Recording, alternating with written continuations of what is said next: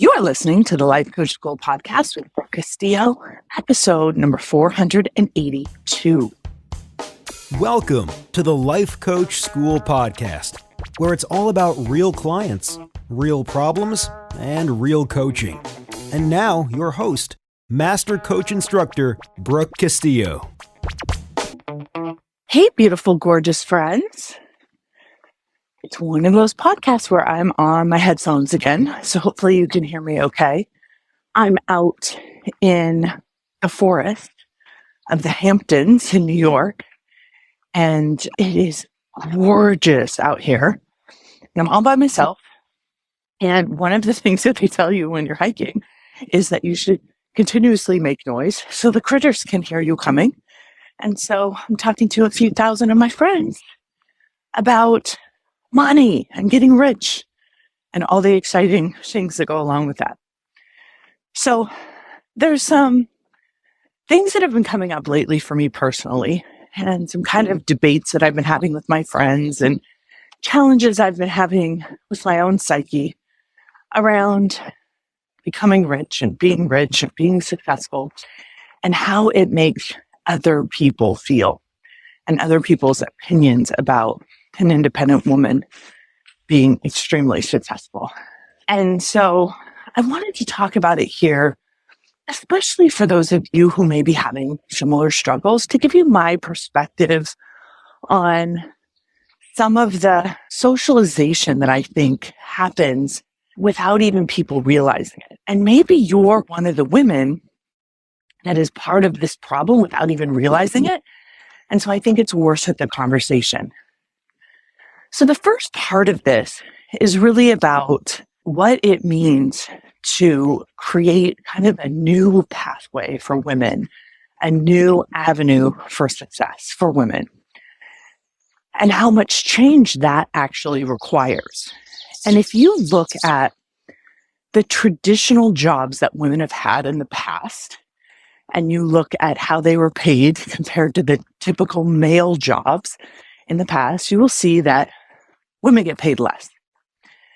And so as a life coach, as an entrepreneur, we have the freedom to set our own prices, which is a beautiful thing. And often we criticize other women criticizing women. I don't see men doing this, but women criticizing other women for charging higher prices than normally a woman would be paid in her career. And it could sound something like, well, how can you charge that much for life coaching when a therapist charges less? How can you charge this much for teaching a class when typically teachers charge less? And it's kind of like you aren't allowed to step out of the norm of what women are normally paid, and you should not be getting paid anymore. You need to stay in this little bubble. Now, I think that the people saying this are well-intended. I think they're trying to keep things affordable, right? I don't think that there's this malicious intent, but I also don't think that they realize how much this is pulling us out of the trajectory towards equal pay and the trajectory towards creating jobs for ourselves that were traditionally not available to us, and getting paid at a level that traditionally wasn't available to us. And when I am told that I should make things more affordable or I should lower my prices, it makes me think about my customers. And it makes me think about the people who traditionally buy from me, which are other women. And it perpetuates the concept that women don't have money and women can't afford it. And women don't know how to make their own free choice about what they should spend their own money on. And when I think about it this way, and I think about the way that oftentimes we're critical of each other and of other women, it kind of makes me crazy. It kind of makes me irate to think about, because as someone who is creating a tremendous amount of value in my work, and it is my life's work, and I work very hard at it, and I create a lot of value, and I charge for that value. And by the way, of course, I also give away this podcast. I give a ton of content away for free for the people that literally can't afford it. But there's many, many women out there that can afford it, that want to afford it, that have the money, that are successful, that want to use the tools that I've created to take them to the next level. And I think it is degrading for us to assume, first of all, that they don't want to pay for the value, and assume that somehow I'm taking advantage of them in a way where they're not able to use their own cognizance to make a decision for what they should or shouldn't purchase. And so that's really my first point there is be careful in your criticism. Is it holding us back? Just because it's not something that's ever been done before, just because women are making money in new ways, just because we're charging more than we have traditionally charged in the past, does not mean we're doing it wrong. In fact, I think it's the opposite. I think we're doing it right. We're finally claiming and creating at the level we deserve. And I'm often told to stop talking about money so much. Stop talking about how much success you have. Stop talking about what you're creating because it makes other people feel bad, which I think is not actually the case. When I get a lot of feedback from a lot of women about how much they appreciate how much money I've earned, staying at home with my kids and being able to create value for other women and not needing men to create money for me. I don't need to have men tell me it's okay for what I charge. I don't need to work for a man in order to do that. And I don't have to sell to men if I don't want to. I do want to because I love selling to men and I love that they're part of my program, but I don't have to. It's women supporting other women and creating for other women that seems to upset people because it's different. I had someone say to me, it's only like 1% of people that are ever going to be that successful. So it's not really fair for you to be telling people that they can be successful. And I was like, seriously? How do you think we're ever going to grow that 1%? How do you ever think that 1% is going to get bigger? Are we supposed to accept that statistic as the final destination for women? Or are we going to look at that 1% and be like, that's atrocious. That's not enough women who are successful. We need to grow that percentage. And the way that I know how to help us grow that percentage is to show women what is possible, to show them what they can create, to show them that this truly is something that we can have for ourselves, we can create for ourselves, and we can win, period. We can win at doing this if we are willing to put up with other women criticizing us. Do you see what a shame that is? It's such a shame that our main critics are other women who also, my guess would be, want to have this level of success in their own lives because they would like to have the freedom to be able to create at this level.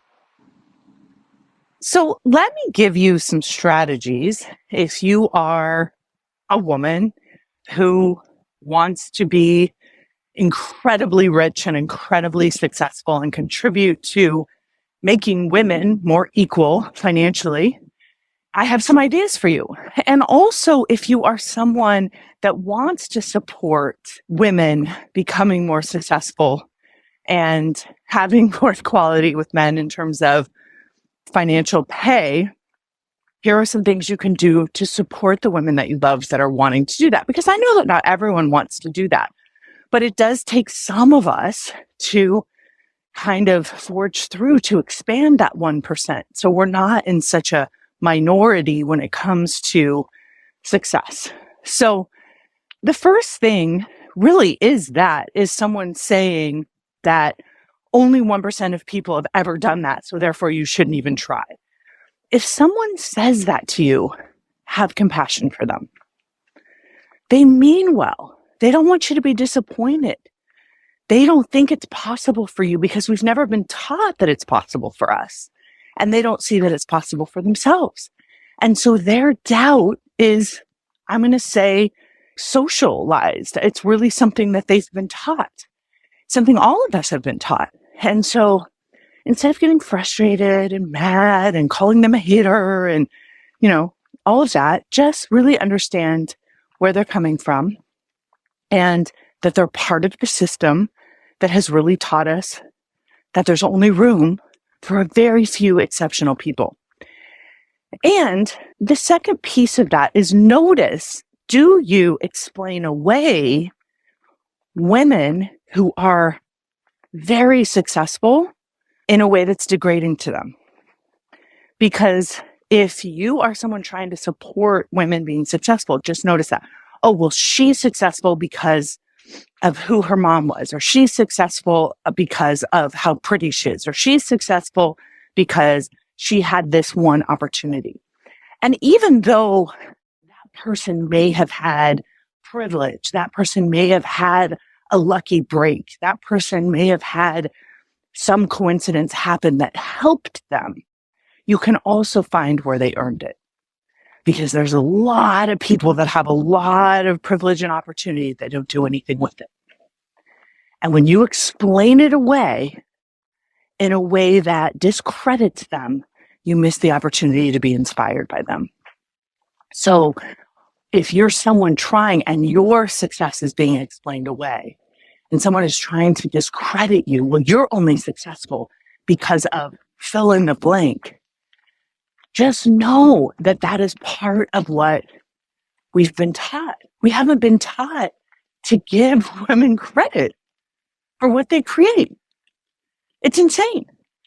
And you will not notice the same rhetoric as much with men. You won't. It's more expected that a man would be successful. It's more expected that he would create something. My girlfriend was telling me about a stat that most millionaires are created with real estate, by investing in real estate, and most billionaires are created by business acquisition and creating businesses and acquiring more businesses. And the only way that as women we can get to that level where we're acquiring businesses is to have incredibly successful businesses that have very positive cash flow and profit. And in order to do that, we have to charge what we're worth. And we have to market properly. And we can't be afraid to be bold and take risks. And so that needs to be the focus rather than, do I have the support of the people around me?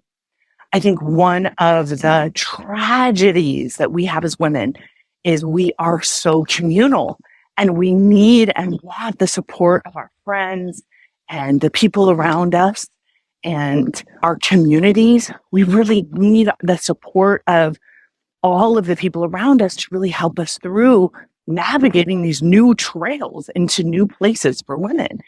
And many of us don't have that support. We have the opposite of that. We have people telling us that what we're doing is a scam, or what we're doing isn't realistic, or what we're doing is outrageous and won't work. And so if we understand that going in, we can make that better. Because the more of us that succeed, the more of us that prove that women can do this, we can have these types of jobs that we create for ourselves, that we can do at home while we take care of our kids, that don't require 15 years of education and hundreds of thousands of dollars in order to be successful. And we don't have to work ridiculously long hours. It can be easier than it has been in the past. And if we teach that and we share that and we don't be quiet when people tell us to be quiet, and we don't stop talking about our success when people tell us it makes them uncomfortable, if we keep doing that, we can change this game. We can change literally the reality. We can change our generational wealth. And we can change what's possible for not just us, but for all of the little ones that come behind us. And it's not just an education for women, it's an education for men as well. But I will tell you that I think the people that it makes the most uncomfortable are women because of the way that we've been taught. And it feels uncomfortable to us. And it feels like because most of the success in this country, in America, is typically men, outrageous success is typically men, and some men doing things that we don't want to do, that we don't agree with, we associate our own success with that. And what we need to do is not do that. We need to have our own path and our own success and our own way of doing it. And we need to tell each other that, yes, it's possible, and yes, you can do it. And listen, you have no business, in my opinion, telling someone else what they're capable of. You don't even know. Now, I will tell you that I think it's possible for you. I will tell you that I think you can do this. I will tell you the way that I did it and the path that you can take to do it too. But you have to tell yourself that you're capable. You have to believe in yourself. I won't be able to do that for you. I won't be able to create that belief system. And you have to decide, are you going to believe the people around you that don't know because they've never seen it before? Or are you going to be the one to prove it true to them? Are you going to make them a believer in what's possible, in job creation, in success, in entrepreneurship, in freedom, in the ease of financial stability for women in this way? We are just beginning, in my opinion, to open up careers to women where they don't have to sacrifice their natural way of working, their natural way of being, and the money that they want to have to take care of themselves and their families and to have independence and freedom. We are just warming up. This is not the time to slow down, my friends. This is the time to speed up. And the third thing that I want to say, and this may be one of the most important things in the way that you can support yourself and support other people around you that are literally trying to change the world with our success, is that you are a legitimate businesswoman. You are deserving of a place in this world where you can create and you can charge and you can build and you can hire and you can decide what you want to do with your own money. That is, in my opinion, your birthright. It was hard fought by many people that went before you. And just because the rest of us aren't quite ready for it yet, because we haven't quite normalized it yet, is not a reason to stop. It may be a reason to be afraid, and you may have to have a bunch of courage, and you may have to go out there. But I want to encourage you to get as rich as you want to, and as rich as you can, and never, ever apologize or keep quiet about it or stop talking about it or stop doing it just because so few of us are. The only way that we expand that 1% is by encouraging our sisters, the people around us, to do the same.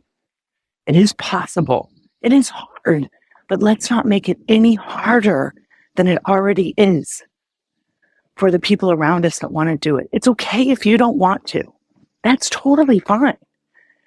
But maybe, just maybe, that person that has that unrealistic dream, maybe they will achieve it. Then what? Does that make you feel excited? Does that make you feel the sense of that possibility? I hope it does. I hope other people's success makes you happy and makes you encourage them, especially women who want and deserve and can get as rich as they want. Never going to stop talking about it, my friends. Loud and proud. Have a great week, everyone. Bye-bye. Hey, if you enjoy listening to this podcast, you have to come check out Self-Coaching Scholars. It's my monthly coaching program where we take all this material and we apply it. We take it to the next level and we study it. Join me over at thelifecoachschool.com/join. Make sure you type in the THE lifecoachschool.com/join. I'd love to have you join me in Self-Coaching Scholars. See you there.